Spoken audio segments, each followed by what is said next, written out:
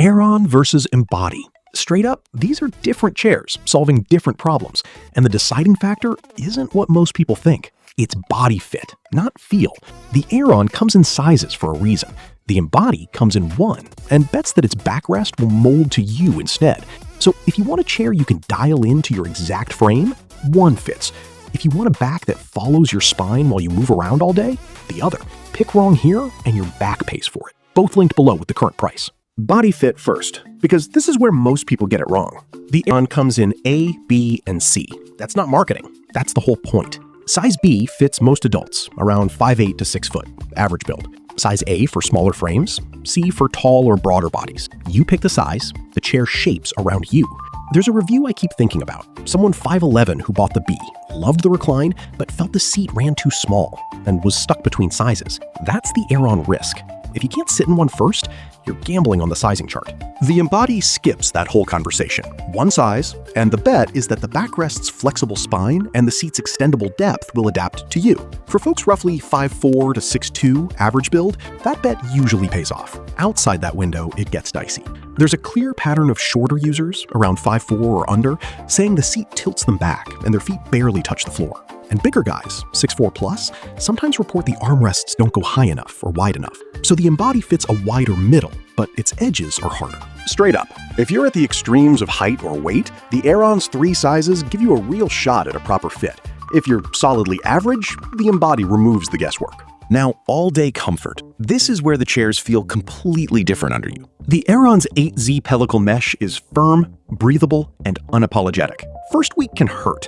Your sit bones aren't used to that level of support, and people who expect a cushy chair are the ones writing the angry reviews. Give it 2 weeks and the pressure complaints usually fade. The mesh distributes weight well. Your legs don't fall asleep, circulation stays clean for 8, 10, 12 hours. The Embody plays a different game. Pixelated support under a soft fabric, it doesn't push back at you, it conforms. It feels less aggressive on day one and tends to stay comfortable deeper into long sessions. There's an owner who wrote about going from a cheap chair to the Embody and immediately doing a 16-hour day with no back pain the next morning. That kind of story shows up often. For pure marathon sitting, the Embody disappears faster. For back support and posture, this is where the philosophies really split. The Aeron uses Posture Fit SL, 2 pads pressing on your sacrum and lower lumbar, pushing your pelvis into a neutral tilt. It's corrective. It forces you upright, whether you like it or not. People with anterior pelvic tilt or slouching habits often report real posture change in weeks. The downside? The lumbar isn't height adjustable, so if the pad doesn't land where your back needs it,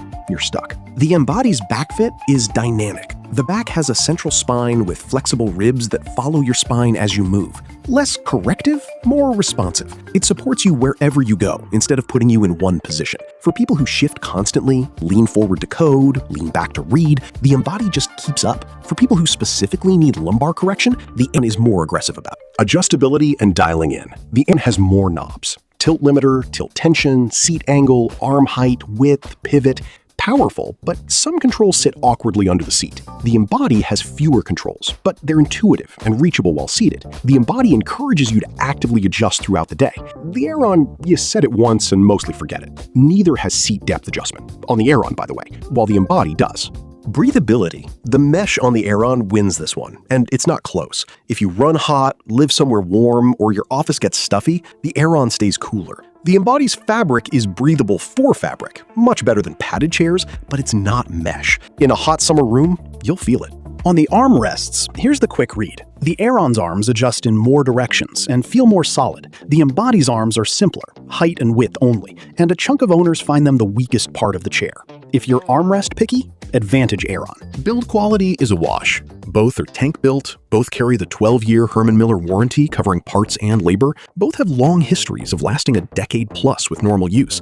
Customer service from Herman Miller is consistently called out as one of the best in the industry. This isn't where the decision gets made. Price and value. They're both in the premium tier. The Embody usually sits higher than the Aeron, and the Aeron tends to see deeper discounts more often, especially around major sale windows. The Embody holds its price more steadily. What you pay extra for with the Embody is the pixelated seat, the dynamic back, and the longer session comfort. What you pay for with the Aeron is the sizing system, the cooler mesh, and arguably the more corrective posture support. Neither is overpriced for what it does, but they're solving different problems, and the value depends entirely on which problem is yours. Stance. There's no single winner here, and I won't fake it.